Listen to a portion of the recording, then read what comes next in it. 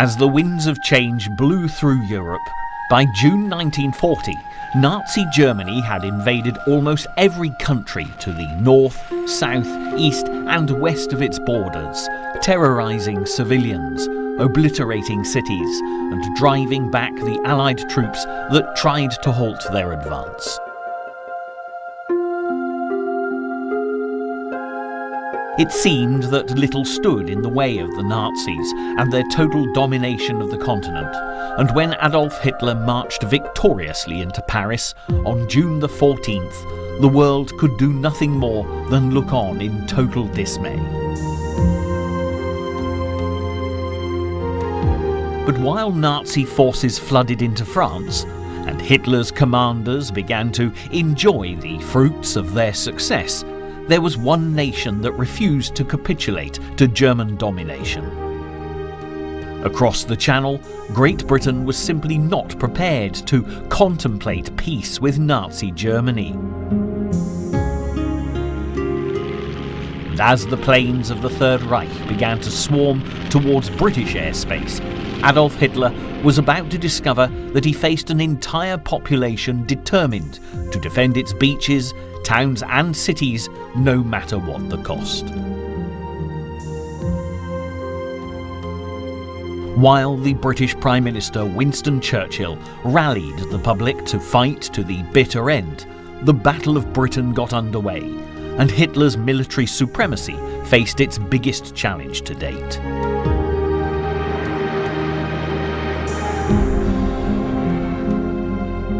The story of this most historic battle, and the brave souls who fought to defend their island, protecting it from a regime that threatened freedom and democracy in Europe, marked a turning point in a war that had so far seemed impossible for the Allies to win.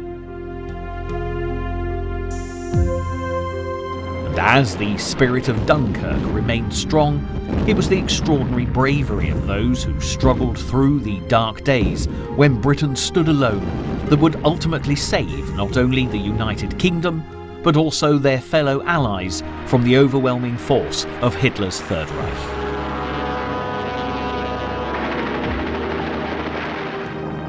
From the terror of the Blitz to the extraordinary battles fought in the air, not forgetting, of course, the events unfolding further afield in the Far East,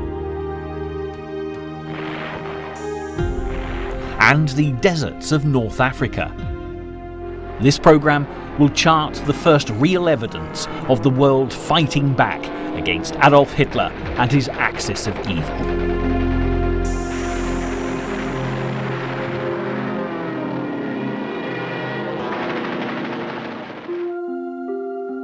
In 1938, the British public had watched King George VI lay a wreath on the cenotaph in memory of the thousands of lives that had been lost in the First Great War.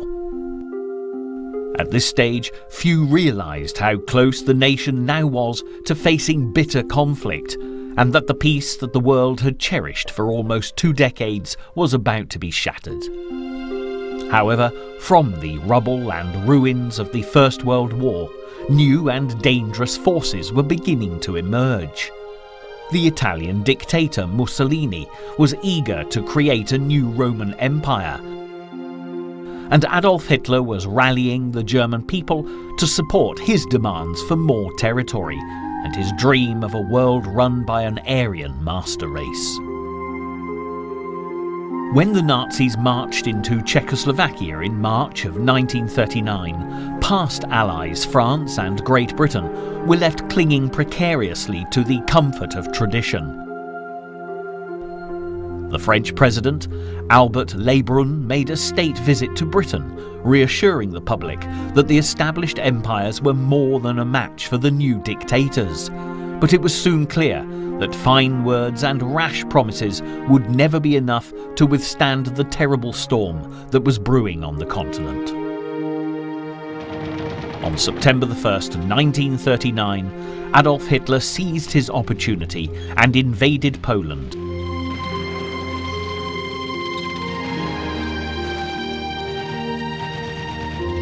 Two days later, Britain, swiftly followed by France, declared war on Germany.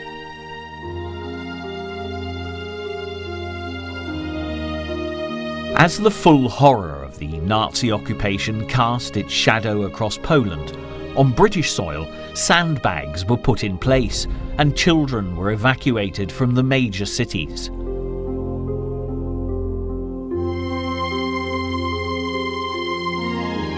But even as the Nazi U-boats prowled the high seas, attacking at will, causing food to become scarce, the then British Prime Minister Neville Chamberlain still hoped to find a peaceful solution. However, by the spring of 1940, it was clear that Adolf Hitler had no intention of backing down, and on April the 7th, Denmark and Norway were invaded as the Nazis secured precious raw materials for the Third Reich, and the phony war that had defined the autumn and winter of 1939 was well and truly over.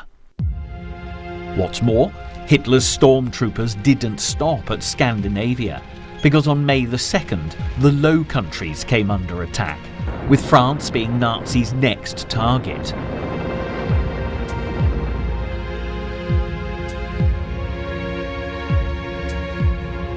While the British Expeditionary Force, the BEF, along with armies from Belgium and France, rushed to defend their borders, back in Britain, the public believed that Chamberlain's tentative and hesitant policy of appeasement had let them very badly down indeed. As nations were toppled like dominoes across Europe, it was evident that peace was not a word that had any place in Hitler's vocabulary, and the only option was to stop taking a defensive line and go on the attack. Chamberlain had no choice but to step aside as a new leader took to the floor of the House of Commons at the head of a wartime coalition government ready to change the course of history. It was none other than Winston Churchill, a statesman who had been no stranger to conflict his whole life long. He was also a descendant of one of the greatest military commanders Britain had ever known, Lord John Churchill, who'd crushed the forces of the French King Louis XIV at the Battle of Blenheim in 1704. Winston Churchill was born in 1874 to Lord Randolph Spencer Churchill and his beautiful American socialite wife, Jenny Jerome. And even as a child, he'd been fascinated by war strategies and battle manoeuvres, and proudly upheld the position of school fencing champion. After attending the Royal Military Academy at Sandhurst, Churchill graduated 8th out of 150 cadets and was commissioned as a second lieutenant in the 4th Queen's Own Hussars in 1895.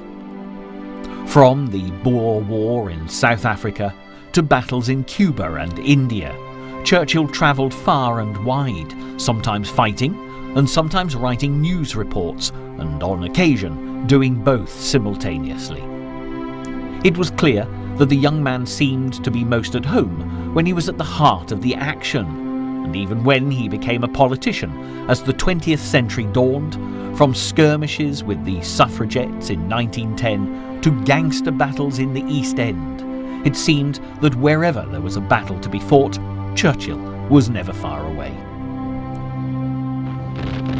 Nevertheless, as the First World War loomed on the horizon, Churchill's actions were frequently controversial and not always successful. When he was appointed First Lord of the Admiralty in November 1914, his strategy of securing a sea route to Russia by capturing Constantinople proved problematic from the start. The campaign was an unmitigated disaster, and thousands of troops, many of whom were volunteers from New Zealand and Australia, were slaughtered at Gallipoli as the attack commenced. Always unpopular in political circles due to his outspokenness, Churchill was made scapegoat for the disaster, although others had equal responsibility. The First Lord of the Admiralty was removed from his post in disgrace, and Churchill would find himself in the political wilderness for the next 2 decades, before fate finally granted him another opportunity to prove himself to the British public. When the Battle of France commenced in May 1940, Winston Churchill, as Britain's new Prime Minister, had the chance to win back the credibility he'd lost as a result of the events at Gallipoli, and it was a chance he was determined to exploit to the full. On May the 2nd, as Winston accepted the role of Prime Minister, he told the nation that he had nothing to offer but his blood, toil, tears and sweat, and that the intention of the new government was to wage war by land, sea and air, war with all our might and with all the strength God has given us. His skillful rhetoric prepared the British people for the battle that lay ahead. When Allied forces were trapped in their hundreds of thousands on the beaches of Dunkirk just weeks later, Prime Minister Churchill was as good as his word. While Hitler's troops encircled the Allies, leaving them no escape, one of the most miraculous events of the war took place, with military and civilian personnel all playing their part. Beneath the very noses of Hitler and his generals, over 300,000 Allied troops were evacuated from the beaches of northern France by a flotilla of ships, fishing boats and yachts, along with all manner of other seaworthy craft, and returned safely to Britain, ready to fight another day.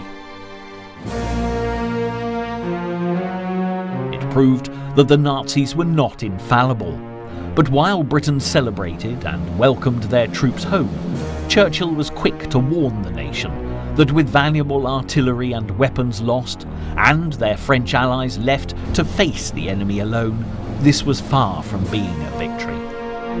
As France fell in June 1940, Churchill gave a stark warning to the nation. What General Weygand called the Battle of France is over.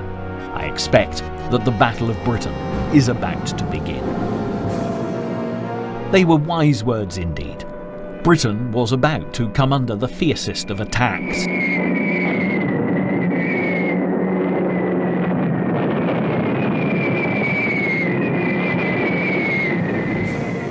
But compared to the situation faced by the countries that had already been vanquished by Hitler's sudden blitzkrieg tactics, at least Great Britain had been preparing for war for nearly a year. Barrage balloons had been put up, factories had increased production, and as more and more men poured into the army, women had been stepping forward to take their places on the production lines as well as the nation's farms. Meanwhile, volunteers from the Commonwealth and those fleeing countries now occupied by the Third Reich began pouring into Britain, ready to join the Allied cause. While all measures were taken for the defence of the nation, security was of paramount importance, and Churchill, fearing there may be spies amongst the foreigners living on British soil, demanded that all Germans, Austrians and Italians be interned without trial. He famously demanded, "Collar the lot," and by the summer of 1940, thousands of foreigners had been sent to the Isle of Man to live in bed and breakfast accommodation and hotels that had been cordoned off into camps. It was a move that many criticised, and the vast majority of those interned were completely innocent. But with a bitter battle ahead, Churchill couldn't afford to take any risks. It was the first of many controversial moves that he'd make over the course of the war.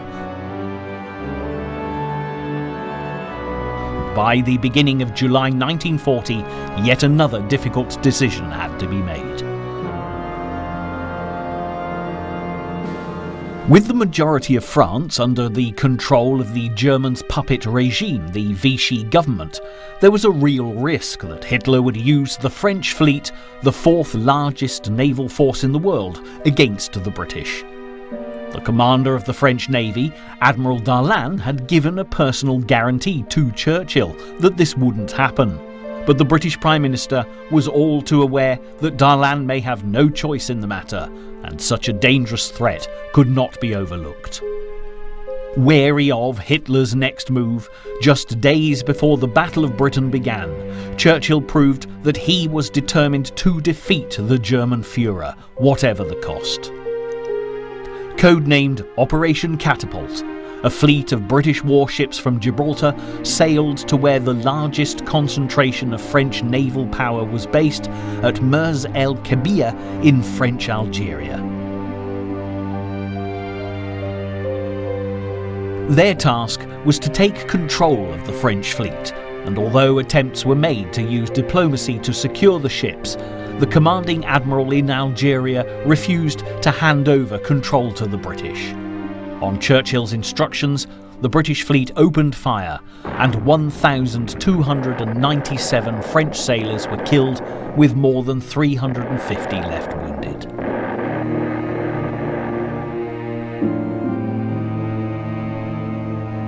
The desperate measures taken by the British Prime Minister triggered a huge debate in the House of Commons and, not surprisingly, also soured relations between the British and the French for some time. Nevertheless, what some considered to be ruthless on the part of Churchill served as a stark warning to Hitler that he had better not underestimate the British. It demonstrated that Great Britain was prepared to continue the fight against Nazi tyranny alone if necessary, and Churchill later declared that for high government circles in the United States, there was no more talk of Britain giving in. Interestingly, while all this was going on, Hitler had been convinced that after the evacuation of the troops at Dunkirk, the war was practically over, and that the British, defeated on the continent and with no European allies, would soon agree to a peaceful surrender. Although some members of Churchill's government, most notably the Foreign Secretary Lord Halifax, had been willing to negotiate with Hitler, Churchill's defiance in Algeria was a sign that Britain would never surrender without a fierce fight. So the gloves were off. Hitler was now in no doubt whatsoever that the British would have to be conquered by force if the Nazi domination of Western Europe was to be total, and with Churchill obstinately standing his ground, back at Nazi headquarters, all attention was now focused on drawing up a plan of attack. As Hitler and his generals plotted, he hoped it would take no more than a month to bring Great Britain into line. But his commanders were very wary of the problems that lay ahead. Invading an island was a very different proposition to storming across a borderline with tanks.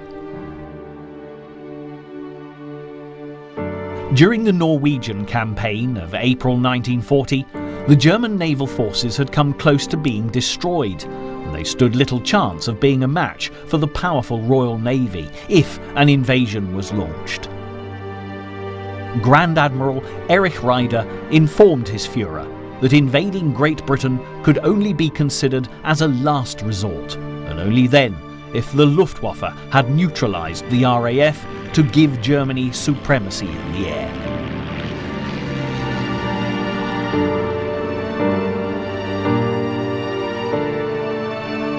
So the decision was taken to direct all efforts towards the destruction of the RAF in the first phase of Operation Sea Lion, the codename for the invasion of Britain.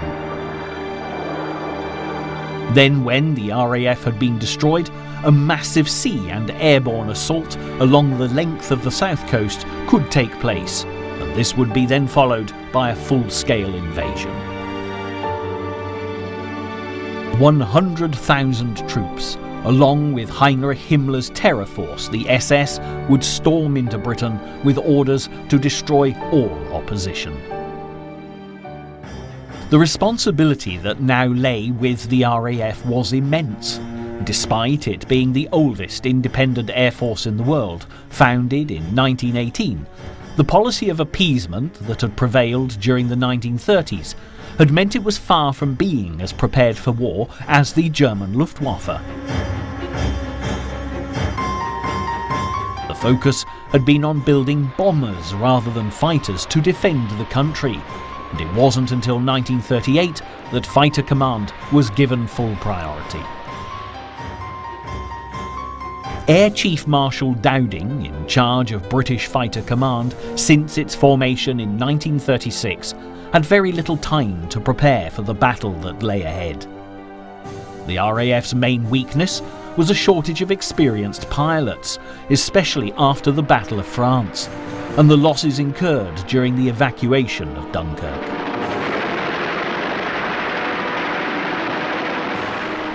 Farm boys, teachers, doctors, bank clerks and shop assistants, alongside hundreds of other young men with everyday jobs, little training and virtually no combat experience, were now called upon to face the rigorously trained Luftwaffe pilots.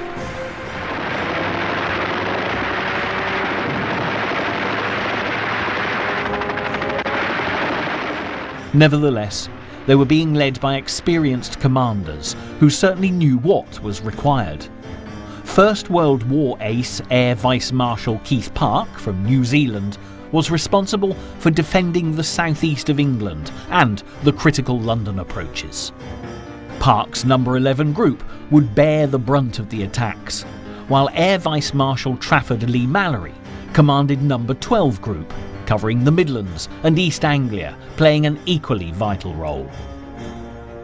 The main German attack came from two Luftwaffe air fleets, commanded by Field Marshals Albert Kesselring and Hugo Sperrel. However, although the Luftwaffe had many more aircraft and experienced pilots than their British counterparts, the outcome was anything but a foregone conclusion. The German air fleets had not been designed to fight in their own right, but to support the army on land operations. The tactic had been used brilliantly in the conquest of Western Europe with the famous Blitzkrieg or lightning strike attacks.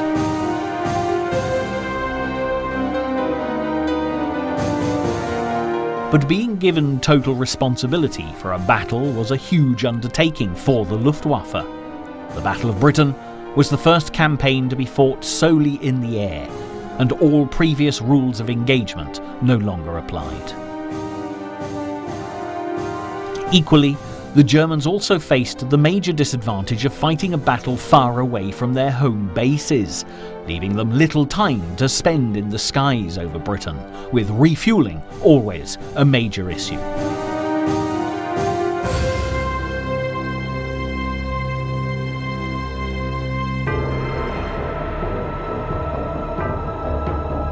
During an air battle, if a German plane was hit, the pilot, if not killed, was immediately captured.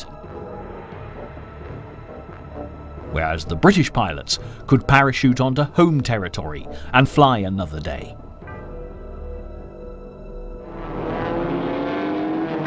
For the Nazis, what on paper had looked to be straightforward was anything but, as the Luftwaffe quickly realised what they were up against.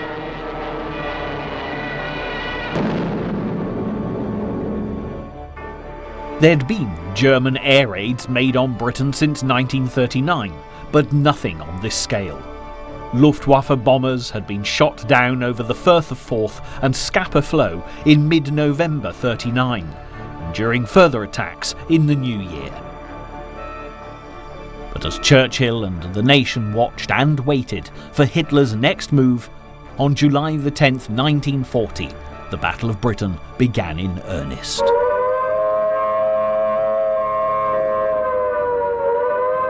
Wave after wave of Nazi fighter-escorted bombers headed for the ships and harbours of the south of England.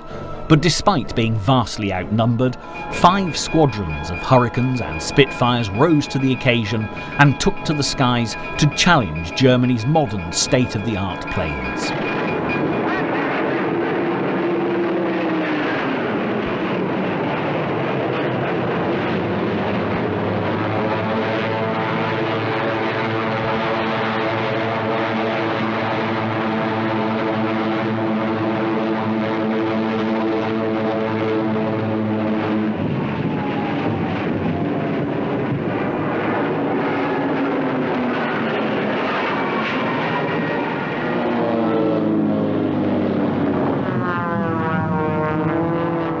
With unsurpassed bravery and courage, the pilots gave their all for king and country in an epic battle of Churchill's David against Hitler's Goliath.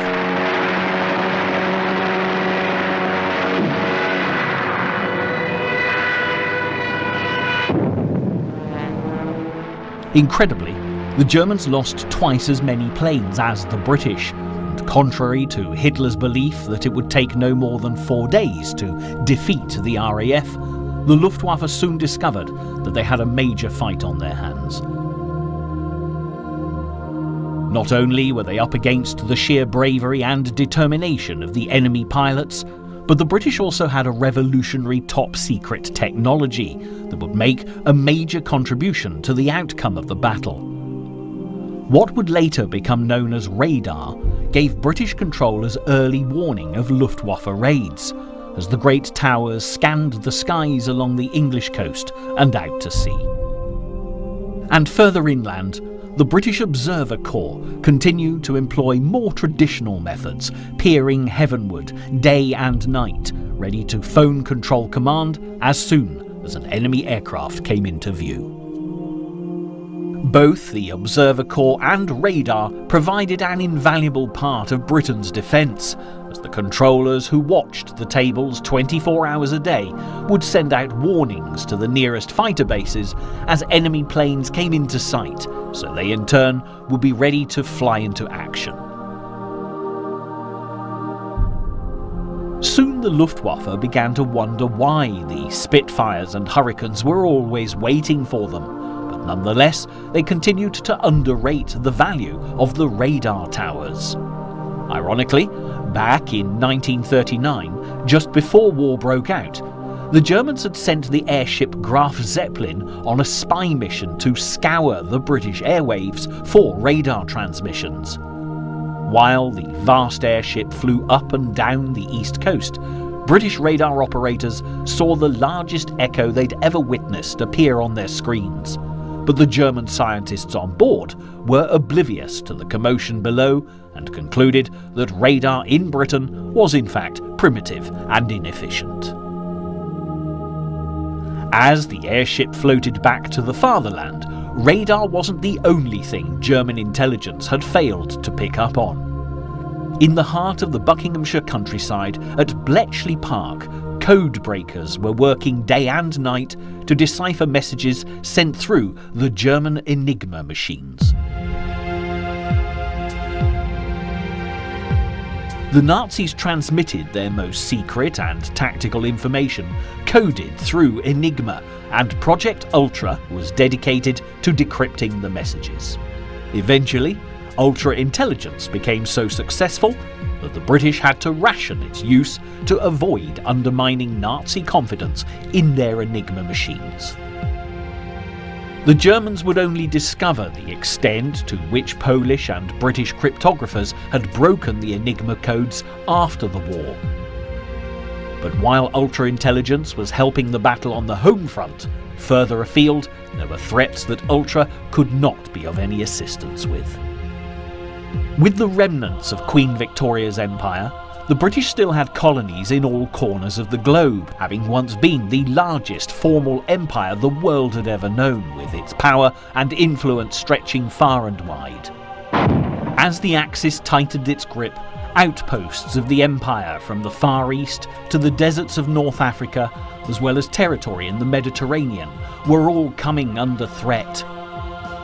As a result, Britain had a great deal more than the home front to be concerned about.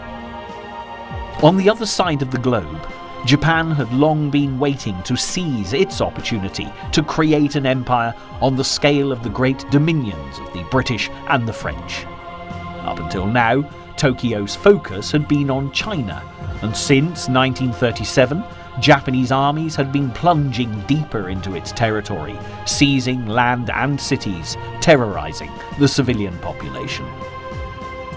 While the Chinese continued to counter the attacks, and tales of atrocities grew, there was increasing sympathy for China's plight from abroad, and Britain and the US were doing all they could to send aid and supplies for the war effort. Nevertheless, the battle between China and Japan was prolonged and brutal, and by 1940 still showed no sign of coming to a close. By now, the Japanese had seized territory on the south coast of China, cutting the provisional capital Chongqing off from the sea, and it was becoming increasingly difficult for aid to get through. Only a few tenuous supply routes were left, and Tokyo's generals were eager that they be cut off as soon as possible, so that the battle for southern China could be swiftly won.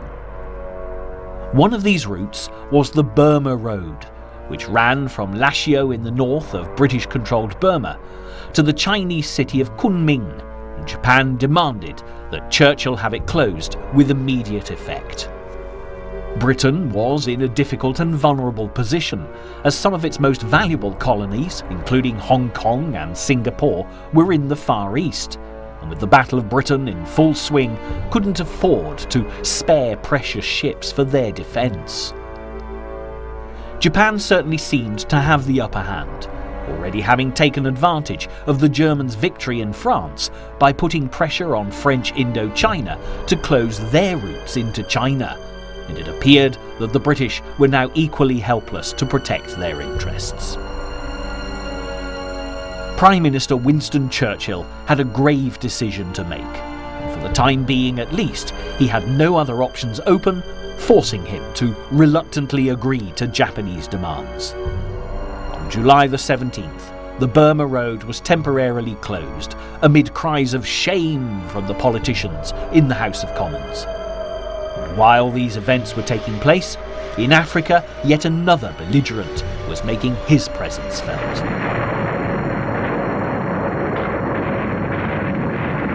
The Italian dictator and Nazi Germany's ally Benito Mussolini was keen to expand Italian territory and had already begun the task of creating a new Italian empire.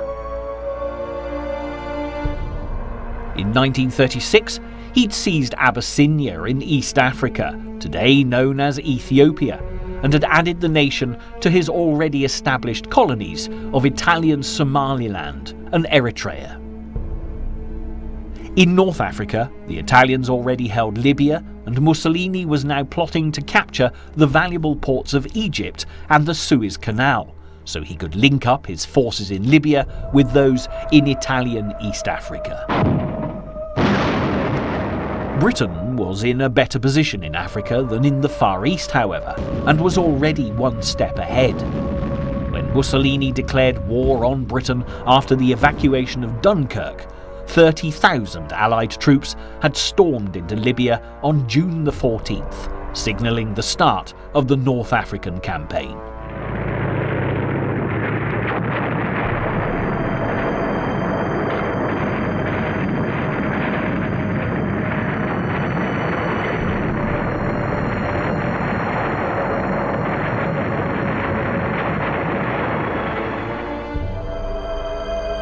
After capturing Fort Capuzzo on June the 16th and winning the first tank battle in the Western Desert at the Battle of Gerba, it seemed that for the time being, Egypt and the Suez Canal were secure in Allied hands.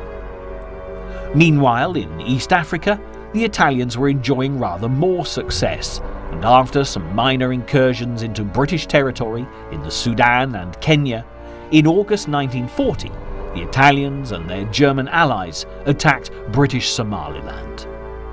In response, the British garrison was evacuated by sea to Aden, a French protectorate, and Mussolini was left to celebrate his first victory over Britain and the Empire.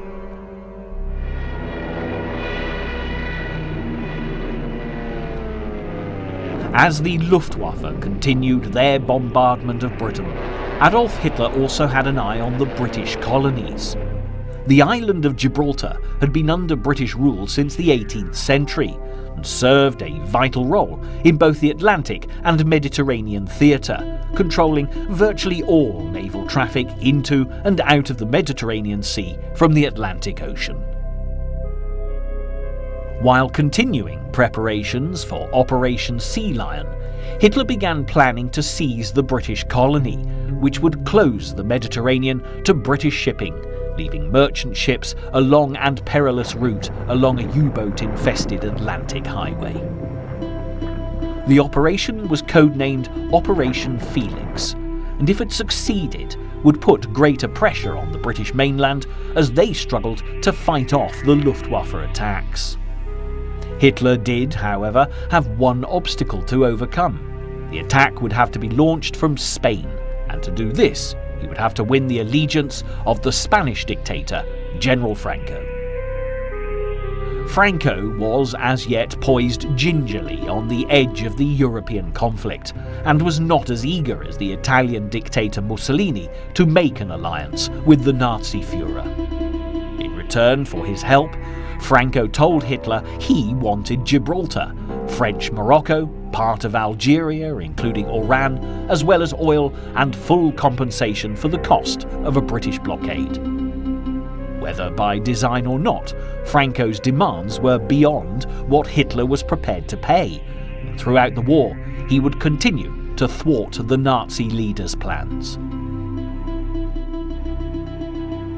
By the time negotiations with Spain were concluded, Hitler would famously tell the Italian dictator Mussolini that he would prefer to have 3 or 4 of his teeth pulled out than to speak to Franco again. Unable to use Gibraltar to create his blockade, and still unable to bring the Battle of Britain to a swift conclusion, as more and more Luftwaffe planes were being shot down, Hitler now decided to step up the attack. It was time to collect together all the force he could muster to obliterate the RAF and the nation's air defences and crush the British spirit once and for all. On August 1st, 1940, Hitler ordered the German Minister of Aviation Hermann Göring to summon all the might of the Luftwaffe to overpower the RAF in the shortest time possible, so preparations for Operation Sea Lion could be completed.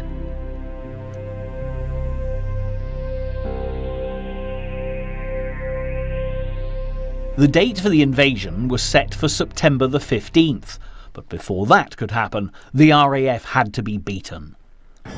As the battle commenced, 1,485 plane sorties were flown against the ports and airfields of southern England.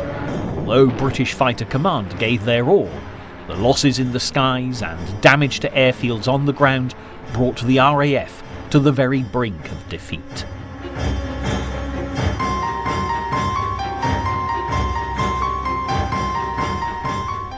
With no choice but to fly by day and night, the British pilots were exhausted, and as the bombs continued to fall, a Nazi victory seemed imminent.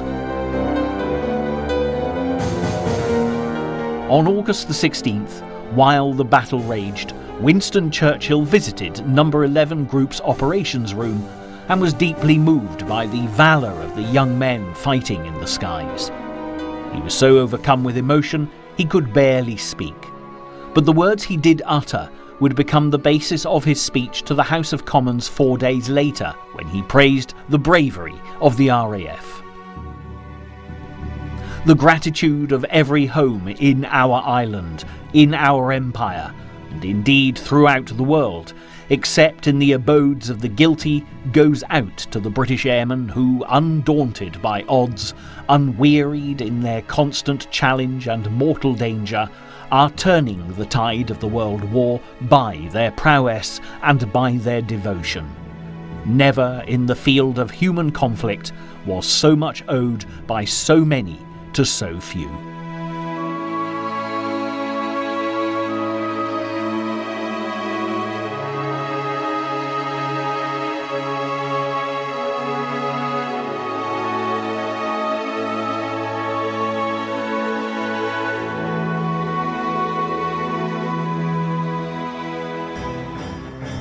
And still the battles in the skies continued as the Luftwaffe ventured further inland, seeking to destroy RAF bases and industrial targets where planes and other vital supplies were being produced.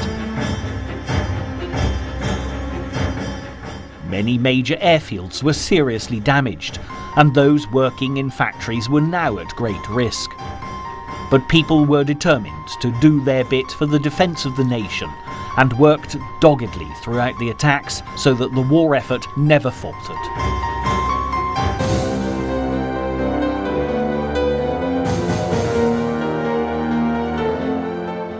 Meanwhile, more and more Polish pilots were joining the RAF to help with the fight against the Nazis.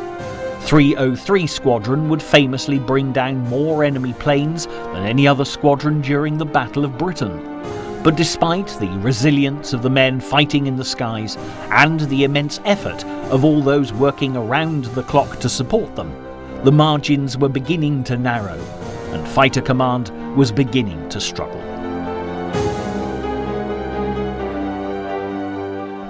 The Luftwaffe came dangerously close to destroying Britain's air defence, but then suddenly there was a change in Hitler's battle plan.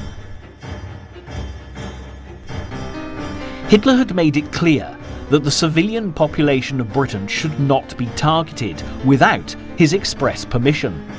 But when, on August the 24th, a German bomber crew accidentally dropped their bombs on London, the consequences changed the course of history. Churchill's retaliation was swift, and the very next day British bombers were loaded and sent to Germany to exact revenge on Berlin.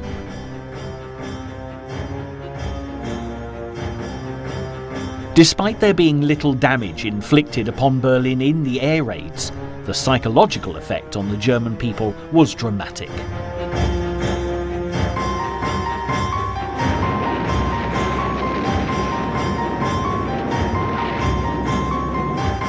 Hermann Göring had given his assurance that the cities of the fatherland would not and could not be bombed.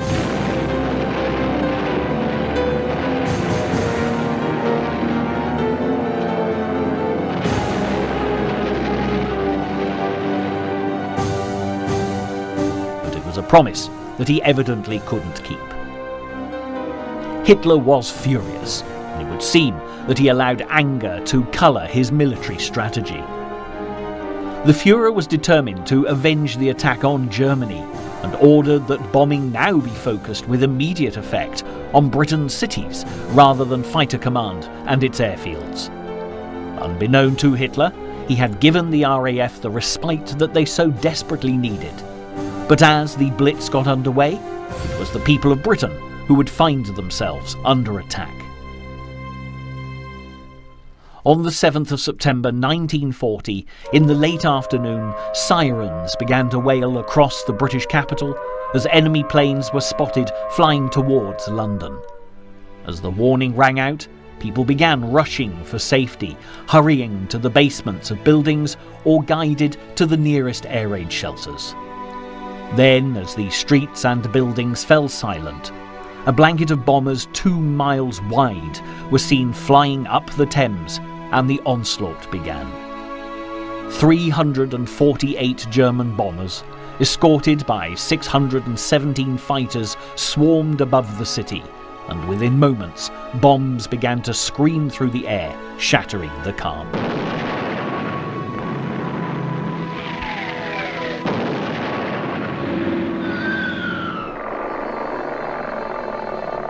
The RAF fighters who flew to defend the capital were overwhelmed, as in the words of one squadron leader, the sky became a seething cauldron of aeroplanes.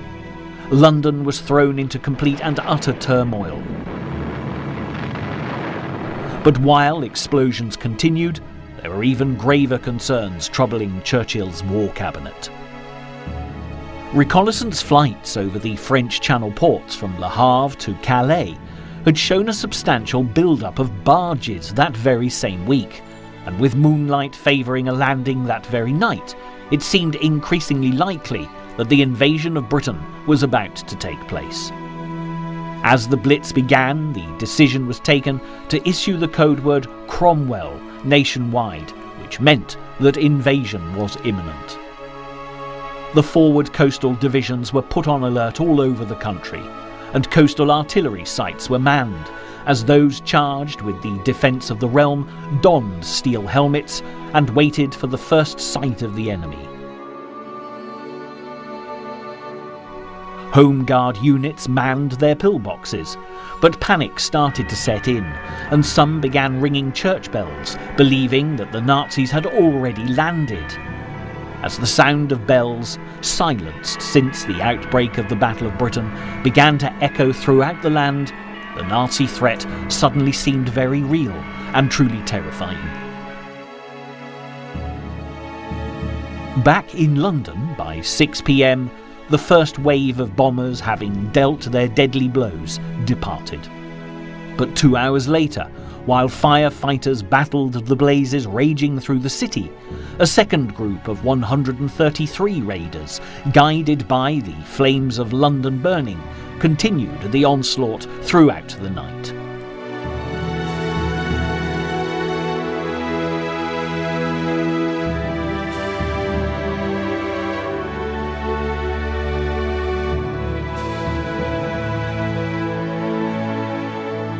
People cowered underground as the earth shuddered and shook, with no idea of what awaited them above. The second attack lasted until 4:30 in the morning, and by daybreak, when people began to emerge from their shelters, many were met by scenes of utter devastation.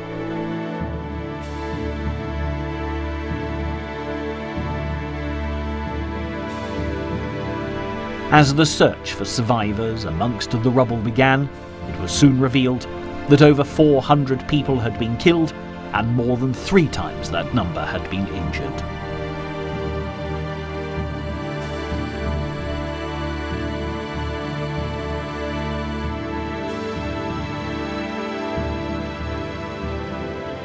However, despite the human tragedies for the people of London, to the relief of those watching the coast, there was still no sign of the Nazi barges, and it was clear that for the time being at least, Operation Sea Lion had yet to be launched. Then, in true British style, as the dust began to settle, the Sunday roast was cooked, whether at home or in a neighbour's oven.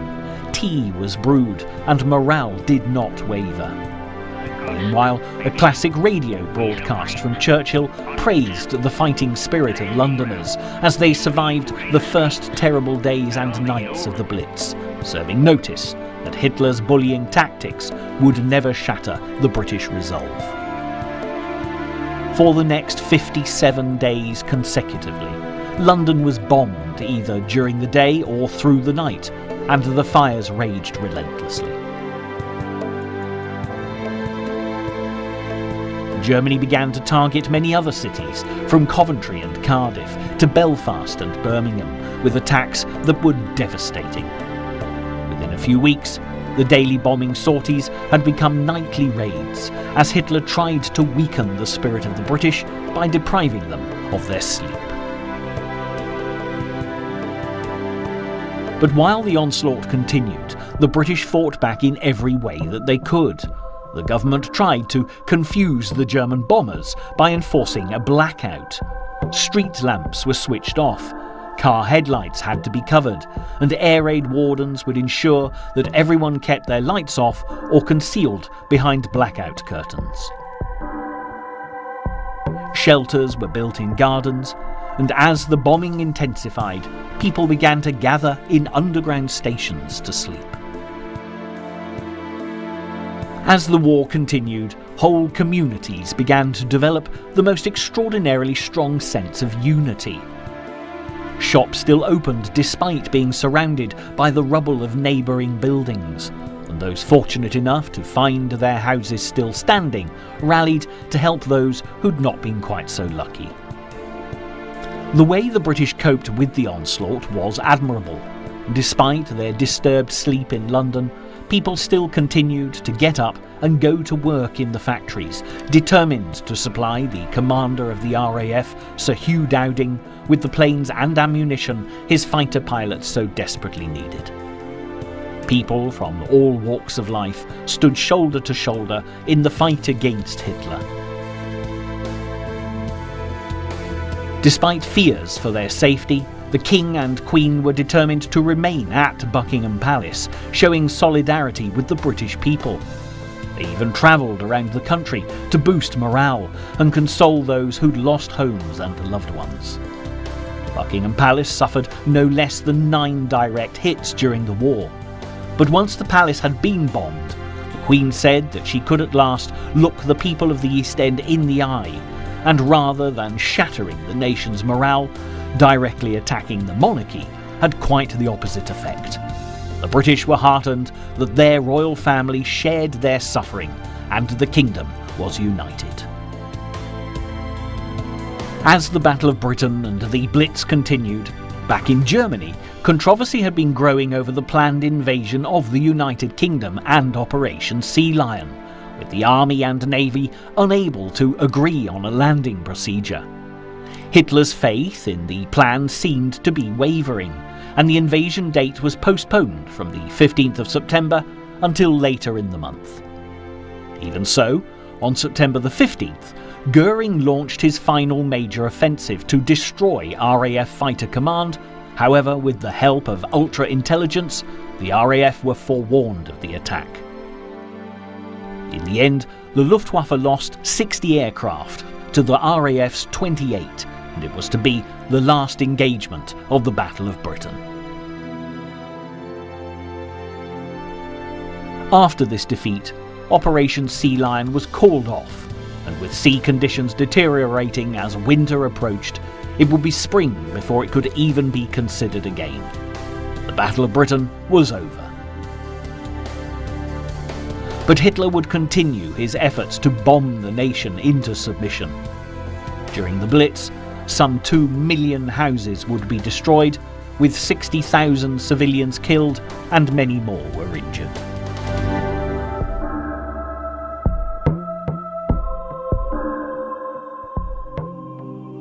Elsewhere in the world, the threat of fascism and tyranny was spreading at an alarming rate. By September the 13th, Mussolini had revived his invasion plans in North Africa and ordered the Italian 10th Army to advance on Egypt. Within 2 weeks, on the other side of the globe, the Japanese had invaded French Indochina and were ready to agree a formal alliance with Nazi Germany.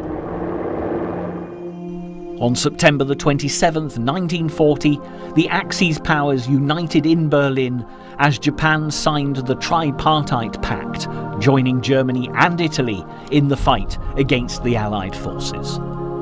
Hitler, who was already planning to renege on his non-aggression pact with the Soviet Union, had not invited Stalin. Russia was destined to become another target in Hitler's conquest for world domination, but for the time being, defeating the British remained his major objective.